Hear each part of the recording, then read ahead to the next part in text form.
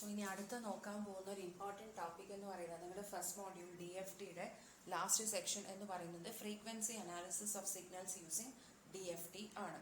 Okay, അപ്പം നമ്മൾ DFT use ചെയ്തിട്ട് സിഗ്നൽസിൻ്റെ അനാലിസിസ് എങ്ങനെയൊക്കെ നമുക്ക് കൺവല്യൂട്ട് ചെയ്യാം, എങ്ങനെയൊക്കെ നമുക്ക് സിഗ്നൽസിൻ്റെ ഫോറിയർ ട്രാൻസ്ഫോം അല്ലെങ്കിൽ അതിൻ്റെ സ്പെക്ട്രൽ അനാലിസിസ് എങ്ങനെയൊക്കെ നമുക്ക് എടുക്കാം എന്നൊക്കെ നമ്മൾ നോക്കി.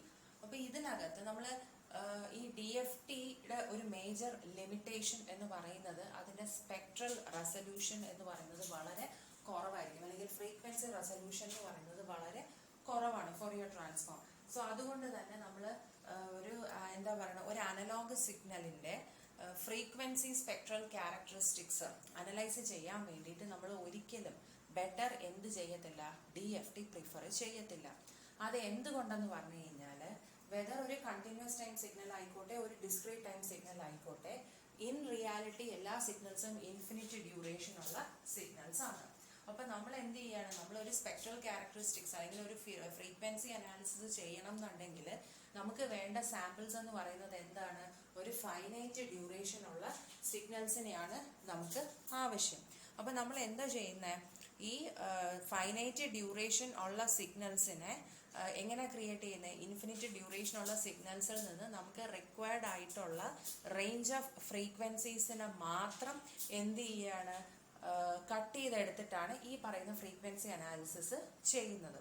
ഓക്കെ, അപ്പോൾ അതുകൊണ്ട് അങ്ങനെ ഒരു ഫൈനൈറ്റ് ഡ്യൂറേഷൻ, അതായത് ഒറിജിനൽ ഇരിക്കുന്ന സിഗ്നലിൽ നിന്ന് നമുക്ക് വേണ്ട സിഗ്നൽസിനെ മാത്രം നമ്മൾ എടുത്ത് അനലൈസ് ചെയ്യുമ്പോഴത്തേക്കും അതിൻ്റെ സ്പെക്ട്രത്തിനും അതിൻ്റെതായിട്ടുള്ള ലിമിറ്റേഷൻസ് ഉണ്ടാവും.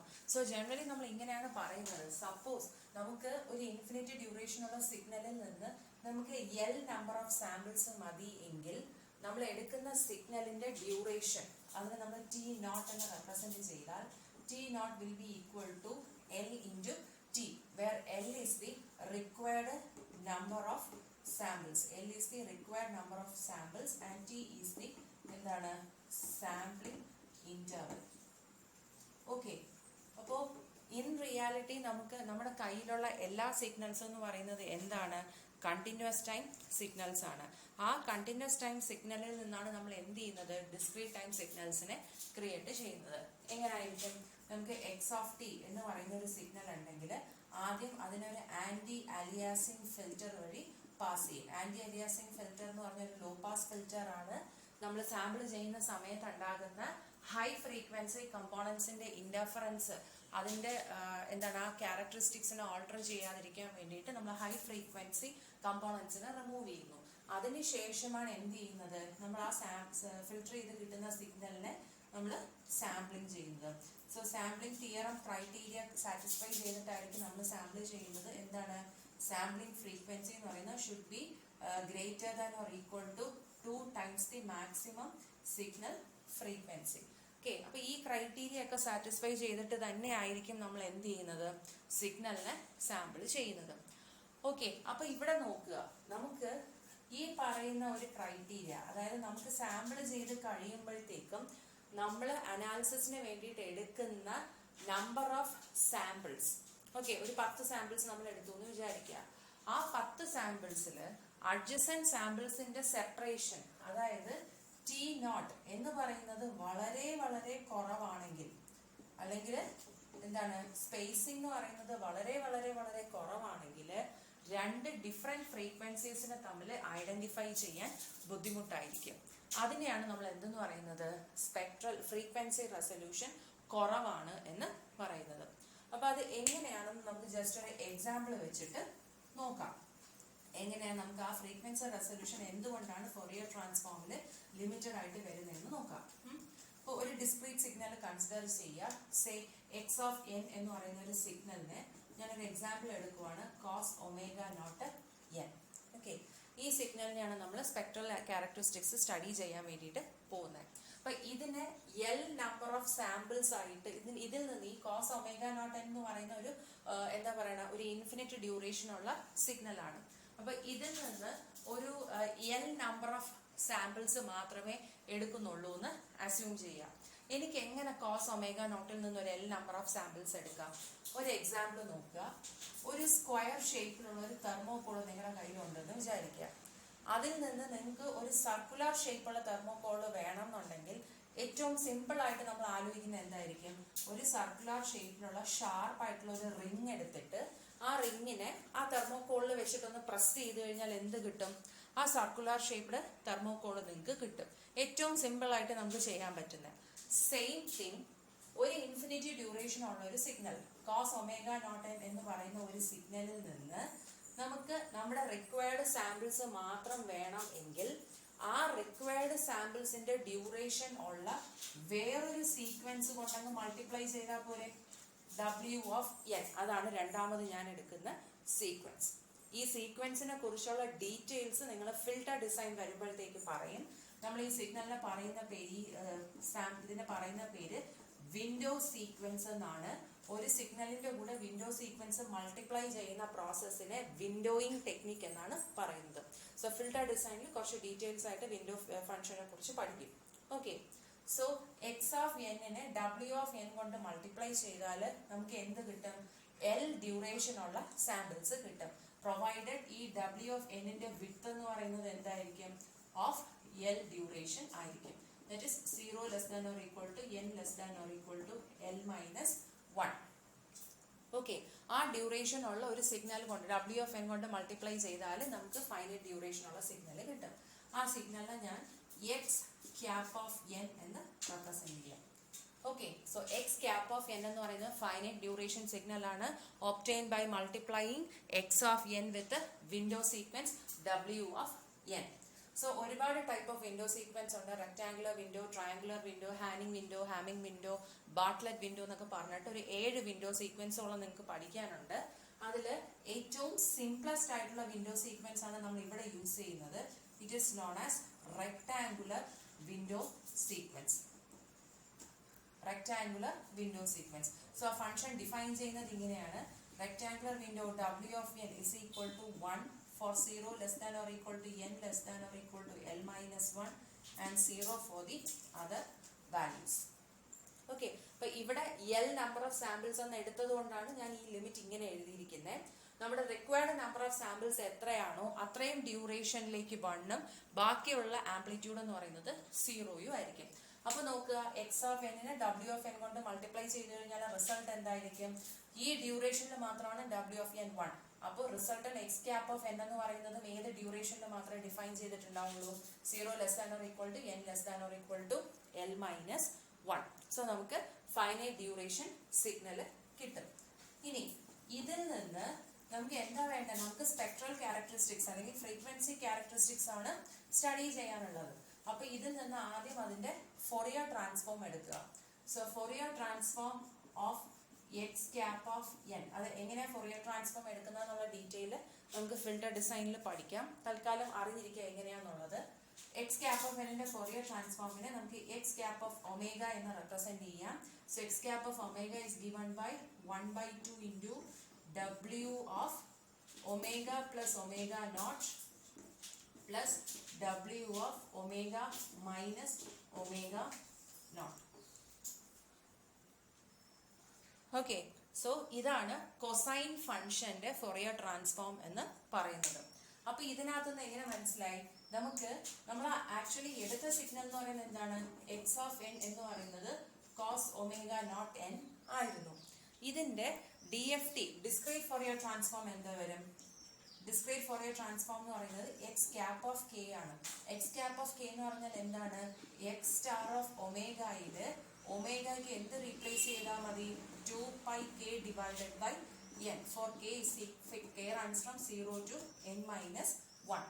അപ്പോൾ ഒമേഗയ്ക്ക് 2πk/n എന്ന് സബ്സ്റ്റിറ്റ്യൂട്ട് ചെയ്ത് കഴിഞ്ഞാൽ നമുക്ക് എന്ത് കിട്ടും? എക്സ് ക്യാപ് ഓഫ് n-ന്റെ ഡിസ്ക്രീറ്റ് ഫോറിയർ ട്രാൻസ്ഫോം കിട്ടും. ഓക്കെ, അപ്പൊ ഇവിടുത്തെ പ്രത്യേകത എന്താണ്?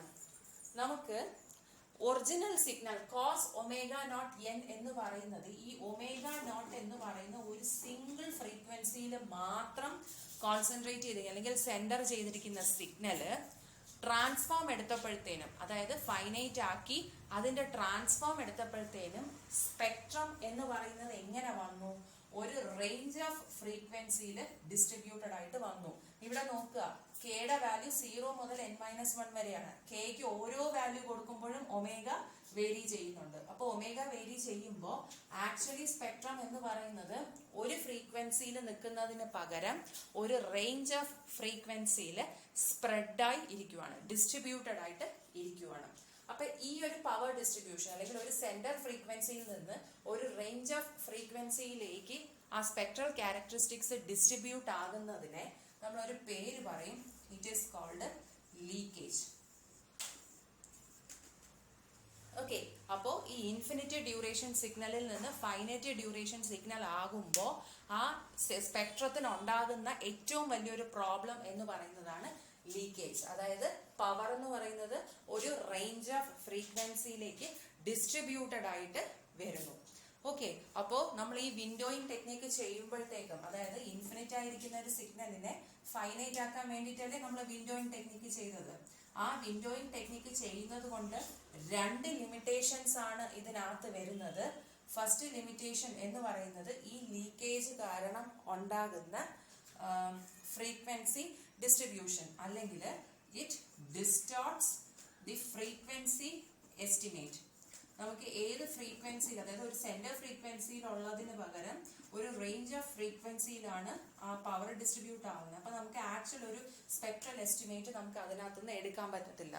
So it distorts the frequency estimate due to leakage. Then രണ്ടാമത്തെ ഒരു ഡ്രോബാക്ക് എന്ന് പറയുന്നത് it reduces the spectral resolution.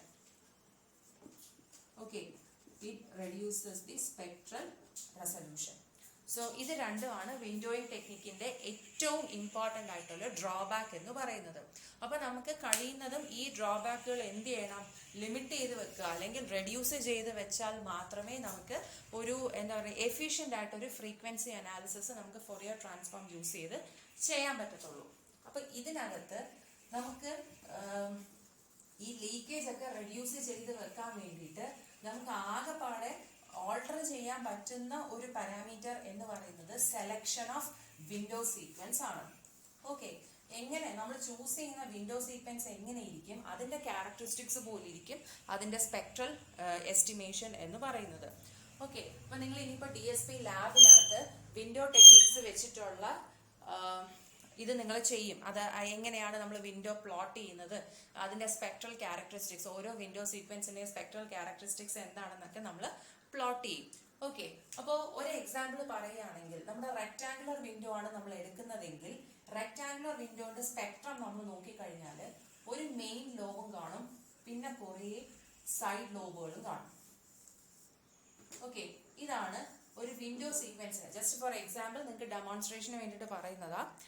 ഒരു റെക്ടാങ്കുലർ വിൻഡോ സീക്വൻസ് എടുത്തു കഴിഞ്ഞാൽ മെജോറിറ്റി ഓഫ് പവർ എന്ന് പറയുന്നത് ഈ പറയുന്ന മെയിൻ ലോബിൽ കോൺസെൻട്രേറ്റഡ് ആയിട്ടിരിക്കും. പക്ഷേ സൈഡ് ലോബുകളിലും എന്തുണ്ടാവും, പവർ ഡിസ്ട്രിബ്യൂഷൻ ഉണ്ടാവും.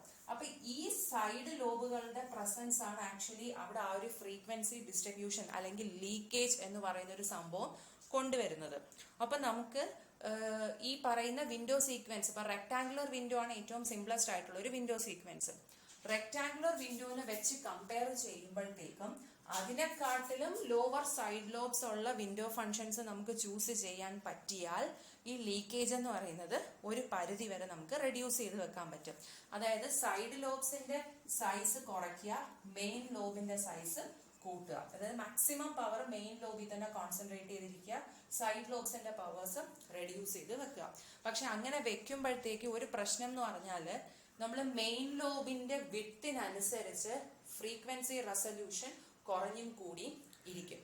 അത് എങ്ങനെയാന്ന് വെച്ച് കഴിഞ്ഞാൽ ഒരു ജനറൽ ആയിട്ട് നമുക്ക് പറയാം, ഒരു എക്സ് ഓഫ് എൻ എന്ന് പറയുന്ന ഒരു സിഗ്നല് നമ്മൾ എടുക്കുന്ന window sequence X of N എന്ന് പറയുന്ന ഒരു സിഗ്നൽ ജനറൽ കേസ് ആണ്. എക്സ് ഓഫ് എൻ എന്ന് പറയുന്ന ഒരു സിഗ്നലിന് നമ്മൾ എടുക്കുന്ന വിൻഡോ സീക്വൻസിന്റെ മെയിൻ ലോബ് എന്ന് പറയുന്നത് വളരെ നാരോ ആണെങ്കിൽ, എക്സ് ഓഫ് എന്നിന്റെ ജനറൽ ആയിട്ടുള്ള ഒരു സീക്വൻസിന് W ഓഫ് എൻ എന്ന് പറയുന്ന വിൻഡോ സീക്വൻസിന്റെ മെയിൻ ലോബ് എന്ന് പറയുന്നത് ഭയങ്കര നാരോ ആണെങ്കിൽ റിസൾട്ടന്റ് സ്പെക്ട്രം, അതായത് നമ്മൾ മൾട്ടിപ്ലിക്കേഷൻ ഒക്കെ ചെയ്ത് ട്രാൻസ്ഫോം ഒക്കെ എടുക്കുമ്പോഴത്തേനും റിസൾട്ടന്റ് സ്പെക്ട്രത്തിനകത്ത് വിൻഡോ സീക്വൻസിന് എന്ന് പറഞ്ഞാൽ will have just a smoothing effect on X cap of k. Okay. So resultant സ്പെക്ട്രത്തിന്റെ പ്രത്യേകത എന്തായിരിക്കും? The window function will only have a smoothing effect. അതായത് ഇപ്പൊ നിങ്ങൾക്ക് ഒരു സിമ്പിൾ ആയിട്ട് പറയുകയാണെന്നുണ്ടെങ്കിൽ ഇപ്പൊ 4x2x1.01 എന്നൊരു കമ്പ്യൂട്ടേഷൻ നിങ്ങൾക്ക് ചെയ്യാനുണ്ടെന്ന് വിചാരിക്കുക. അപ്പൊ 4.2 ചെയ്താലും 4.2 into 1.01 ചെയ്താലും റിസൾട്ടിന്റെ വ്യത്യാസം എന്ന് പറയുന്നത് ചെറിയൊരു ഡെസിമൽ പ്ലേസിന്റെ വ്യത്യാസം മാത്രമേ ഉണ്ടാവത്തുള്ളൂ. ഓക്കെ, അത് തന്നെയാണ് ഇവിടെയും പറയുന്നത്. വിൻഡോ ഫംഗ്ഷന്റെ മെയിൻ ലോബ് എന്ന് പറയുന്നത് വളരെ നാരോ ആണെങ്കിൽ നമ്മൾ ആ സിഗ്നലിനെ കൊണ്ട് മൾട്ടിപ്ലൈ ചെയ്ത് കഴിഞ്ഞാൽ ജസ്റ്റ് ആ ഒറിജിനൽ സിഗ്നലിന് ഒരു സ്മൂത്തിങ് ഇഫക്റ്റ് മാത്രമേ വിൻഡോ ഫംഗ്ഷൻ കൊടുക്കത്തുള്ളൂ. വേറാസ് വിൻഡോ ഫംഗ്ഷന്റെ മെയിൻ ലോബ് എന്ന് പറയുന്നത് വളരെ വൈഡ് ആണെങ്കിൽ, വൈഡ് മെയിൻ ലോബ് ആണെങ്കിൽ, അതായത് ആ നടുക്കത്തെ വലിയ ലോബ് എന്ന് പറയുന്നതിന്റെ വിഡ്ത് വളരെ കൂടുതലാണെങ്കിൽ റിസൾട്ടന്റ് സ്പെക്ട്രത്തിന്റെ റിസൾട്ടന്റ് സ്പെക്ട്രം എന്ന് പറയുന്നത് ആരുടെ ക്യാരക്ടറിസ്റ്റിക്സ് ആയിരിക്കും കാണിക്കുന്നത്? Exhibit the characteristics of window function. Okay, exhibit ചെയ്യുന്ന ക്യാരക്ടറിസ്റ്റിക്സ് അല്ലെങ്കിൽ നമുക്ക് അവിടെ കിട്ടുന്ന സ്പെക്ട്രം എന്ന് പറയുന്നത് ഒറിജിനലി ആരുടെ സ്പെക്ട്രം ആയിരിക്കും? വിൻഡോ ഫംഗ്ഷന്റെ സ്പെക്ട്രം ആയിരിക്കും കിട്ടുന്നത്. വേണ്ടത് സിഗ്നലിന്റെയും എക്സിബിറ്റ് ചെയ്യുന്നത് വിൻഡോ ഫംഗ്ഷന്റെ സ്പെക്ട്രം ആയിരിക്കും. അപ്പൊ ഇവിടെ നോക്കുക, നമുക്ക് മെയിൻ ലോബിന്റെ വിഡ്ത് നാരോ ആവാനും പാടില്ല, വൈഡ് ആവാനും പാടില്ല. അപ്പോൾ ചൂസ് ചെയ്യുന്ന വിൻഡോ ഫംഗ്ഷൻ അനുസരിച്ച് നമ്മുടെ സിഗ്നലിന്റെ സ്പെക്ട്രൽ ക്യാരക്ടറിസ്റ്റിക്സ് ഇവിടെ കോമ്പൻസേറ്റ് ചെയ്ത് മാത്രമേ നമുക്ക് അനാലിസിസ് ചെയ്യാൻ പറ്റൂ. സോ അതുകൊണ്ട് ഡിസ്ക്രീറ്റ് ഫോറിയർ ട്രാൻസ്ഫോം നമ്മൾ അനലോഗ് സിഗ്നൽ സ്പെക്ട്രത്തിനെ അപ്രോക്സിമേറ്റ് ചെയ്യാനായിട്ട് യൂസ് ചെയ്യാറില്ല. ഓക്കെ, അതാണ് ഇതിന്റെ മെയിൻ ഡ്രോബാക്ക് എന്ന് പറയുന്നത്. സോ എന്തുകൊണ്ടെന്ന് വെച്ച് കഴിഞ്ഞാൽ ആ ലീക്കേജ് എന്ന് പറയുന്ന ആ ഒരു പ്രോസസ്സ് അല്ലെങ്കിൽ ആ ഒരു ഫിനോമിന കാരണം ഫ്രീക്വൻസി ഡിസ്ട്രിബ്യൂഷൻ ഉണ്ടാകുന്ന വ്യത്യാസം അല്ലെങ്കിൽ പവർ ഡിസ്ട്രിബ്യൂഷൻ ഉണ്ടാകുന്ന വ്യത്യാസം കൊണ്ടാണ് നമ്മൾ DFT ഫ്രീക്വൻസി അനാലിസിസ് അപ്രോക്സിമേഷന് വേണ്ടിയിട്ട് യൂസ് ചെയ്യാത്തത്. ഓക്കെ, ഇത് ഭയങ്കര ഇമ്പോർട്ടൻ്റ് ആണ്, പഠിക്കുക.